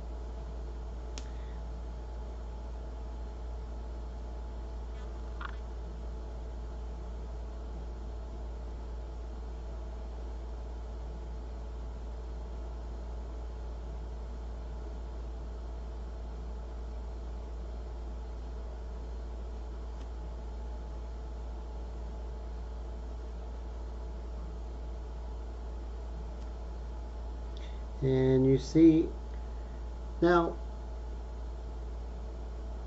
that is like super white on the eyes, but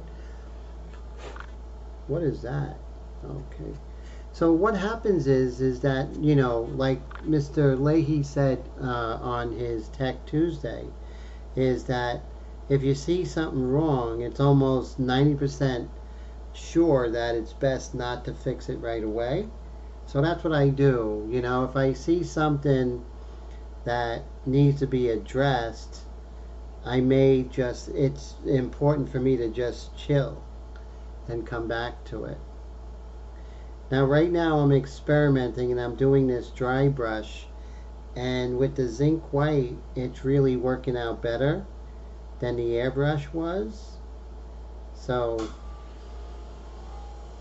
I'm going to take advantage of that and kind of get this light here.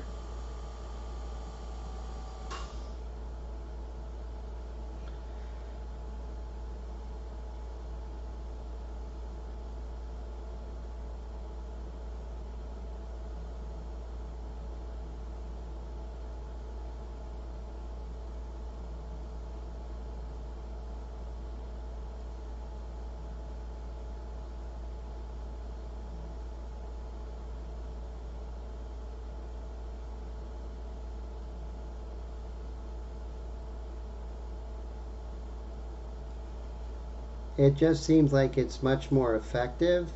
And if it's more effective, I'm going to use it.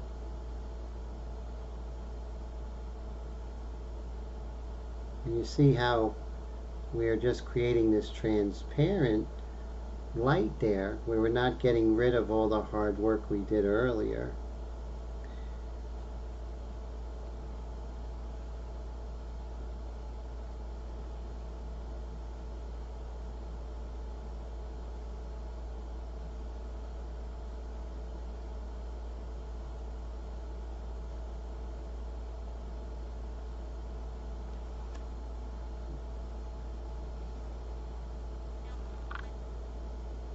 And right here we have the supraorbital eminence, and this is a great way to show that anatomical form.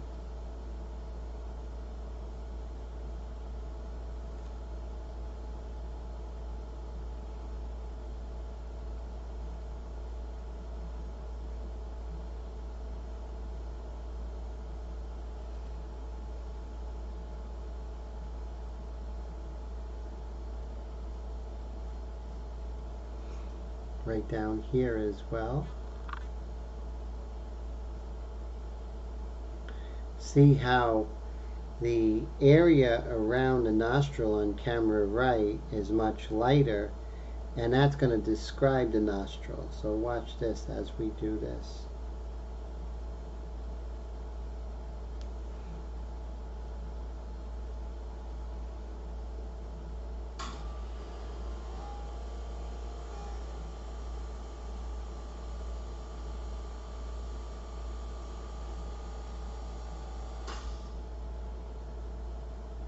And you just take your time.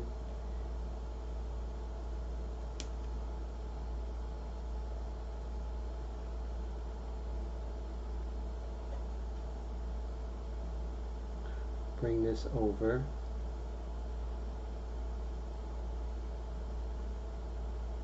The trick is to make sure you don't go too detailed too soon.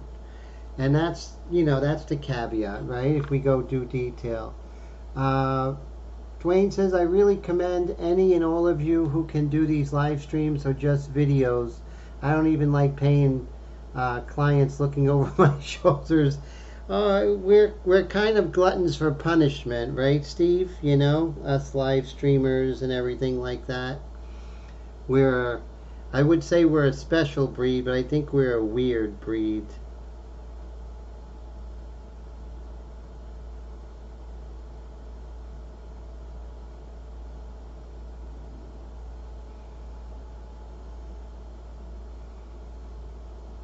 Mike says, that's what I might need to do to the white bodied line. Add yellow and not orange like I did. Okay, yeah, so I would test it off on the side, Mike.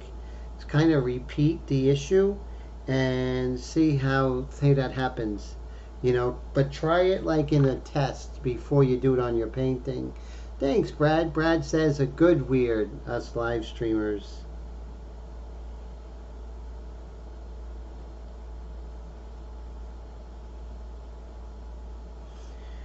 So I've been doing YouTube since 2008.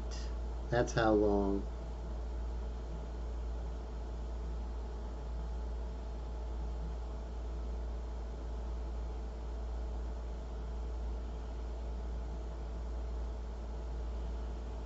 So this is a great way to add the white and not get blue shift.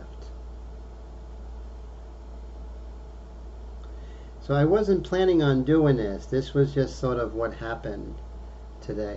And that's the great thing about live streams is you don't know what's going to happen. You don't know what direction we're going to go in or what kind of weirdness is going to happen. You just don't know.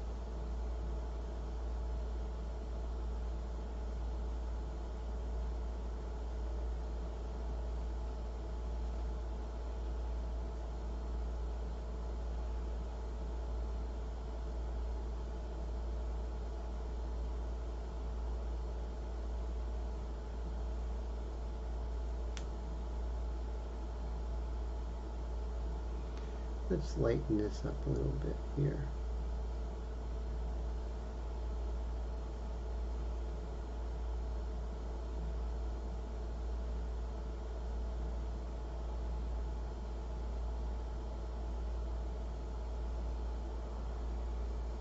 We're at 11:18, so that's good. So this live stream went pretty quickly. Right here, we can definitely lighten this area up.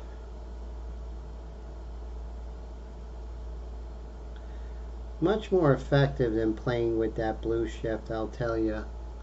Working with the zinc white.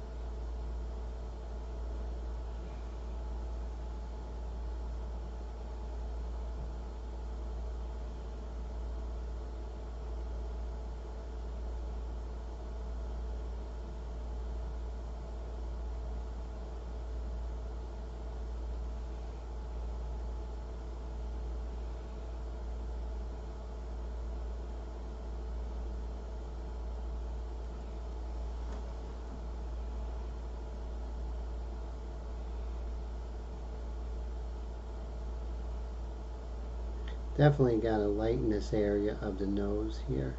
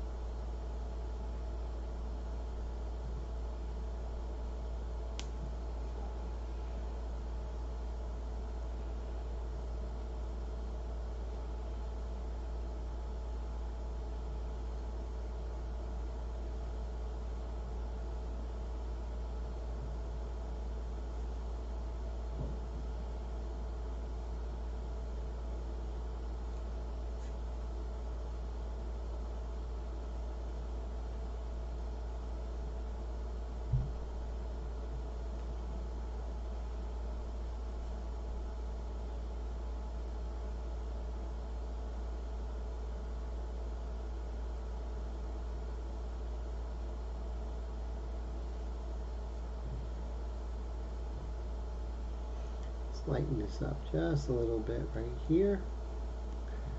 Whoop.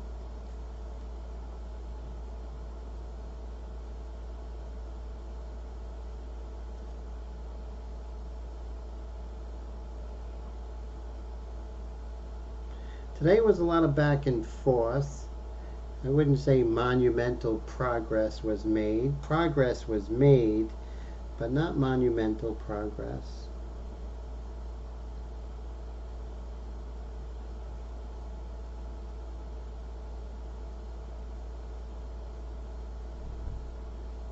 And I'm going to create more of a transition here by going over with this zinc white, kind of softening this up over here.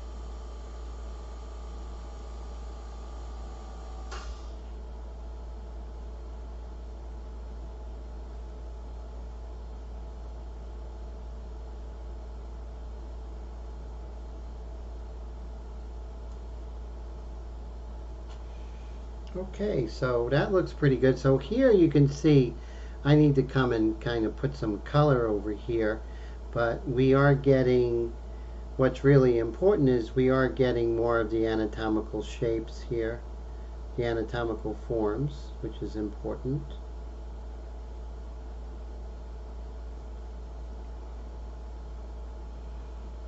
Okay, Now, before we do that, since we have this zinc white, let's see if we could do something on her hands here to end the night.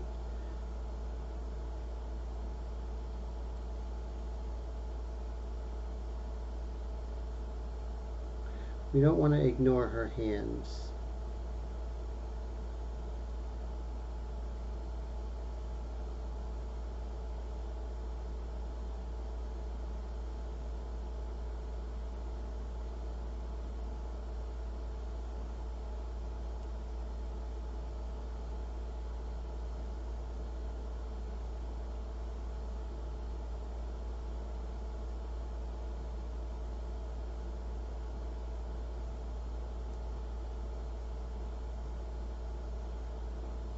And you can see what happens when we put too thick of an application. It needs to be transparent to work.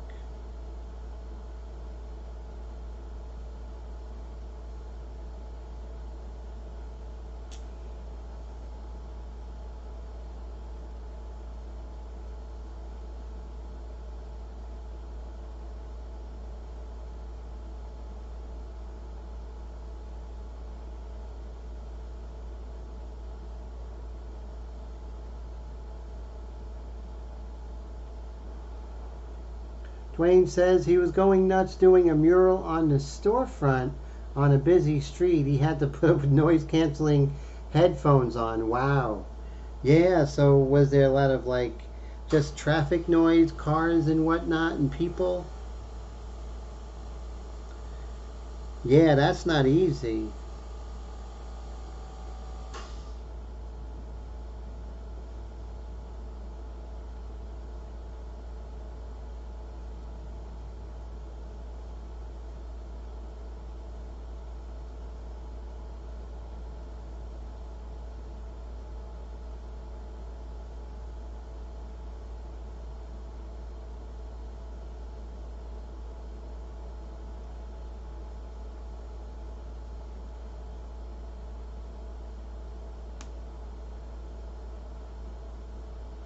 Every painting is like an exploration, and you want to look at every painting as, you know, a learning experience, that you take what you learned from this painting and apply it to the next one.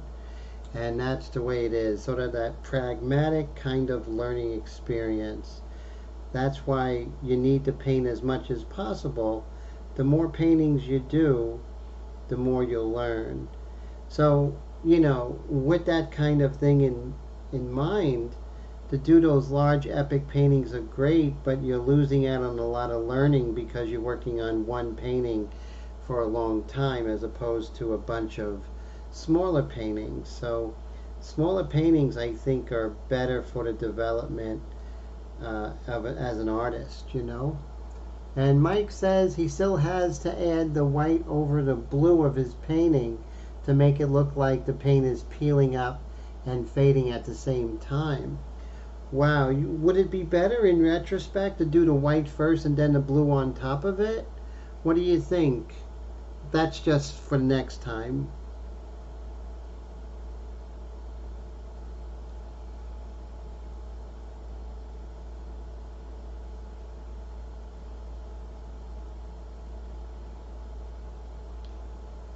And there's some light here, so we're just going to put this light here.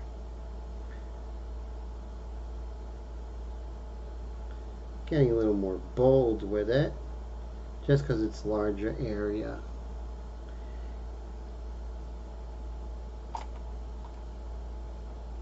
So thank you everybody for hanging out with me. So it's 11:27. There's been the same 11 people here the whole time, so that's cool. I didn't bore anyone to death, so that's always a plus. Thank you so much. We have another 3 minutes, but I just want to thank you guys right now, and girls, for hanging with me and spending Wednesday with me. I look forward to these Wednesdays so much. You know, you guys and girls are my friends, and I mean that. That's not just some trite thing I'm saying. I really see you as friends. So thank you. So now this bone, right?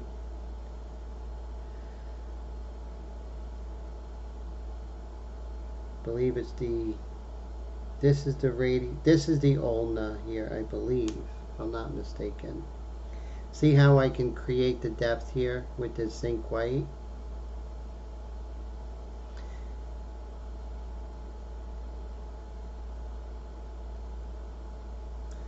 So the technique is right if it looks right.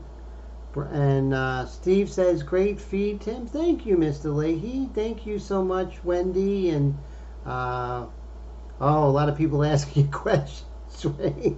That's funny. And Dwayne, thank you so much for the kindness. You guys are all great. You know, so fantastic. Don't forget Steve Leahy's live stream. I believe there's a Thursday one tomorrow. Isn't there, Mr. Steve Leahy, before I go? Is it an Instagram or is it on Facebook? You have a great week too there, Mr. Dwayne and Brad, and Steve, and Wendy, and Mike McClung. Great to see you. Thank you so much for hanging out. Coming all the way from Maryland. So, hey, there he is, Mr. Air Todd. Have a great weekend coming up, sir. Happy painting over there. So as you can see, it was pretty fun going in with this zinc white and the paintbrushes. It was different, right? And it is 11:30, so that means I turned into a pumpkin. Guys, thank you so much for hanging out. You guys all are beyond amazing. There's amazing, there's beyond amazing, and then there's you guys. So I really appreciate it. Great to see you. Have a great weekend.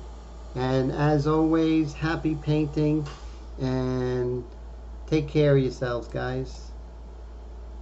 Oh, 1 p.m. Eastern Time, Steve Leahy's live stream on YouTube.